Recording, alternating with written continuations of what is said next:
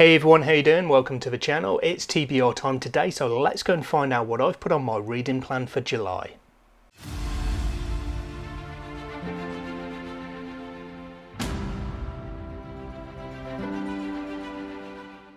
So this month, as with the last couple, where I've been really busy and I've had a bit of a difficult reading time, I've set myself four main books, four key books that I want to read in July, and then hopefully I'll have some time after these, if I can finish them in the month, to dip into my TBR jar or my plan for 2024 and pick out another book or potentially more than one book. Two of these are going to be audio books, and then I've got two physical reads which are also buddy reads that I'm reading with a friend each. So I'm going to start off with those.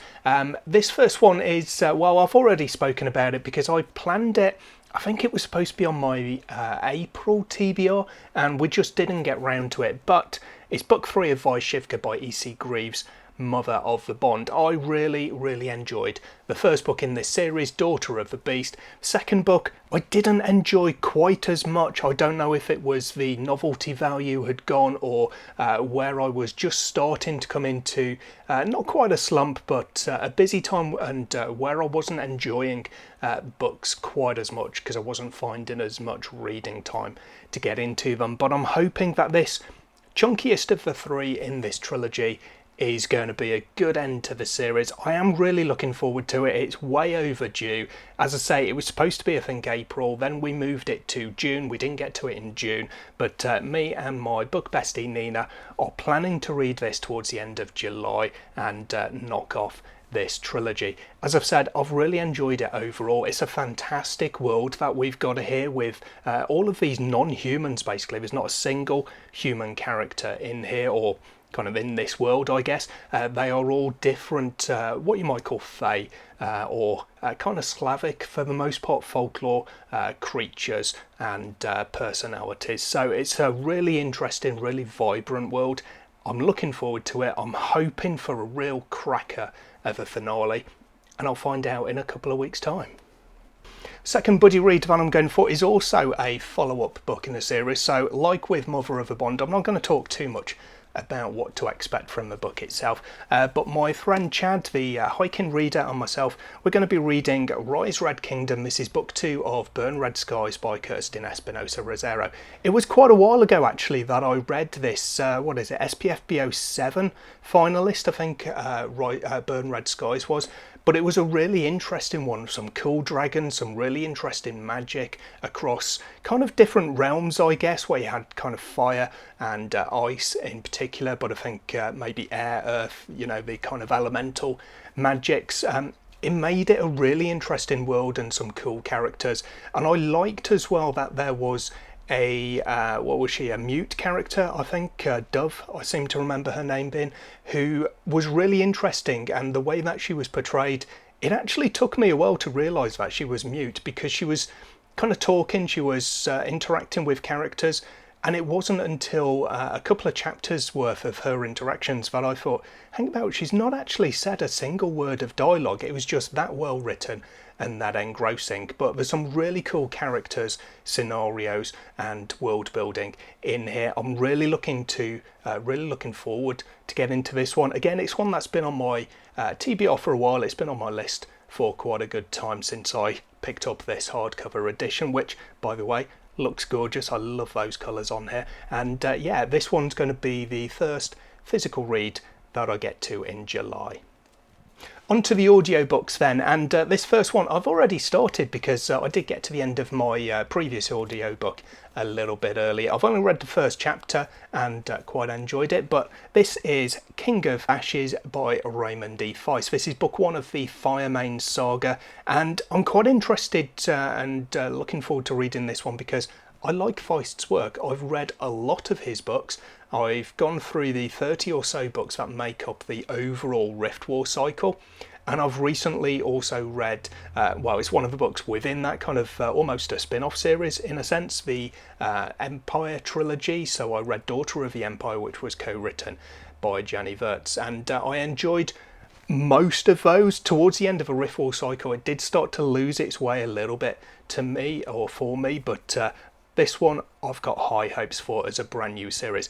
Now, I do believe I remember seeing something possibly about the third book in this new trilogy, linking it in with the Rift War cycle. So there is that kind of familiarity. I don't know what to expect from it. I don't know when to expect it, whether it is just a almost tenuous link within that third book, but we'll see where we go and see if I like it enough to get to the third book in the trilogy.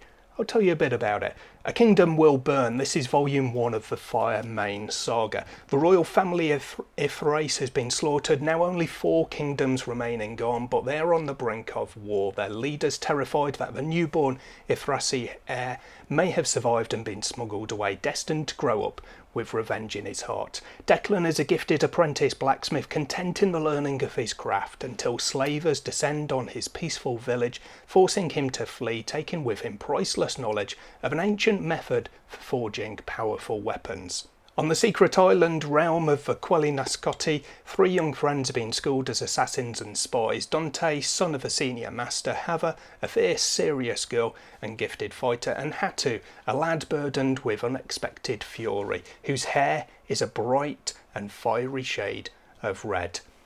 So I'm really excited for this one. As I say, I've listened to the first chapter. I think it was the first chapter. I might not have even finished chapter 1 in this book, but it started off pretty good. I'm definitely intrigued. It's got me hooked already, so fingers crossed for an enjoyable read. And then my patron pick for the month, I've kind of got 2 patron picks actually. So King of Ashes was picked out by my patron Nina as an individual pick, and I did a poll as well with a few titles on, and the one that was selected by my patron group on Discord for me to read was Reign and Ruin by J.D. Evans. This one was this SPFBO 7, but this one was a winner of the SPFBO competition, and I've just not got around to it. I've had it on my shelf for a good while now, and this month coming, July, is going to be the time for me to get to it. I have read the first chapter of this one. I did a first chapter reads video for the SPFBO 7 finalists. I was intrigued. It was maybe not my usual cup of tea, but it certainly wasn't one that turned me off. So high hopes. I've got some friends who've read it and really enjoyed it. Again, a little bit about this one. All magic is beautiful, she said, and terrible. You do not see the beauty in yours or the terror in mine. You can stop a heart, and I can stop your breath. She is the heir to a sultanate that once ruled the world. He is an unwanted prince with the power to destroy. She is order and intellect, a woman fit to rule in a man's place. He is chaos and violence and will stop at nothing to protect his people.